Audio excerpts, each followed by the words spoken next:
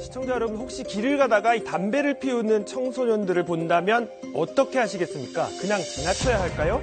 아니면 그 자리에서 담배 피지 마라 이렇게 훈계라도 해야 할까요? 어느 날 갑자기 우리 집으로 이렇게 담배꽁초와 돌이 날아들고 수시로 초인종이 울렸습니다. 어린 두 딸을 둔 부부에게 무슨 일이 일어난 걸까요? 지금부터 사건을 따라가 보겠습니다.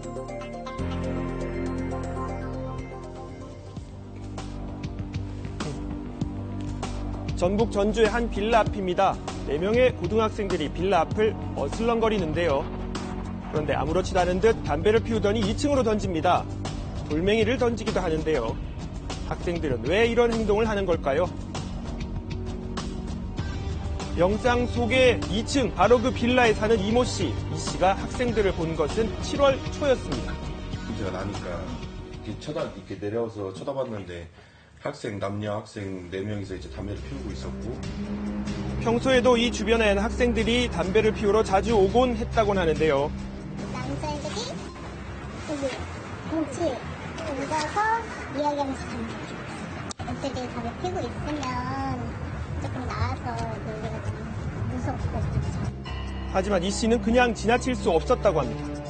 담배 피우지 마라, 여기서 담배 피우면 안 된다, 담배 끄고 가라, 뭐 그런 식으로 이제 얘기를 했고, 위에서 얘기가 나오니까 쳐다보고 담배 꺼, 담배를 이렇게 던져요.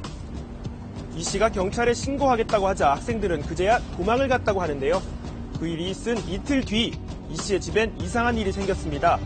보시죠. 누군가 초인종을 누르고 도망가는 일이 반복됐다는 겁니다.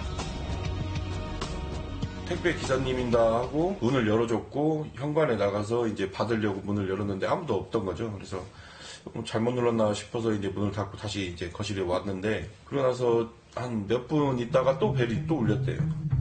네, 초인종을 누른 건 이 씨가 훈계를 했던 그 학생들이었습니다. 제 얼굴 보자마자 그대로 도망을 가요. 멈춰서 저를 쳐다봐요. 쳐다보면서 자기네들끼리 얘기를 해요. 웃는 모습이 보이길래 너무 화가 나는 거예요. 참다 못해 이 씨는 경찰에 신고를 했지만 경찰서에서도 사과를 받지는 못했다고 주장합니다. 우리가 무슨 죄를 지었냐? 증거 있냐? 증거도 없는데 아이를 왜 잡아왔냐? 그리고 아이도 옆에서 마찬가지로 나 아무 잘못한 게 없는데 잡혀왔다는 식으로 얘기를 했고, 경찰에 증거를 제출하기 위해 CCTV를 확인한 이 씨 부부는 경악할 수밖에 없었다고 합니다. 벨을 누르기 이전에 남학생 4명이 여기 주차장에서 담배를 피면서 자기네들끼리 집을 가리키면서 깔깔대고 웃고, 피고 있던 담배를 던지고 근처 화단에서 돌멩이를 주워서 던지고, 돌멩이가 유리창을 맞고 떨어지면 다시 주워서 또 던지고, 이거를 수차례 반복을 해요. 학생들이 던졌던 돌과 담배까지 고스란히 남아있었다고 하는데요. 그 일이 있은 뒤에도 집에 벨이 울리고 누군가 문을 두들기는 일은 멈추지 않았다고 합니다. 이 씨의 아내와 어린 딸들은 집에서 이렇게 공포에 시달렸습니다. 안방에 화장실 하나 더 있거든요. 그 안에 숨어 있는 거예요. 와이프 아이 깐난형이 3개월 된 애기 안고 24개월 된 애기 데리고 그 안에 숨어 있는 거예요. 울면서. 뭐 얼마나 남편 입장에서 얼마나 화가 나요. 이 씨는 학생들이 올 때마다 경찰에 신고를 했고 결국 학생들은 주거 침입과 죄물 손괴 등의 혐의로 검찰에 송치됐습니다. 검찰은 청소년 범죄 예방 프로그램을 이수하는 조건으로 기소 유예 처분을 내렸는데요.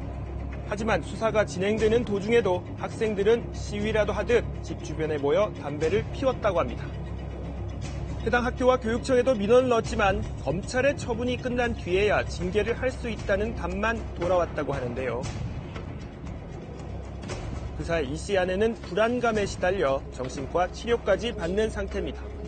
아이가 그때 둘째 아이가 태어난 지 3개월도 안 됐을 때인데, 모유수유할 때인데, 그 이후로, 사건 이후로는 모유수유를 못했어요. 모유가 안 나와서 그 다음부터 계속 분유. 이 씨는 아내를 혼자 둘 수 없어 현재 일도 중단한 상태입니다. 이 학생들이 가장 원망스럽죠. 가장 원망스럽고, 제 자신도 원망스럽고.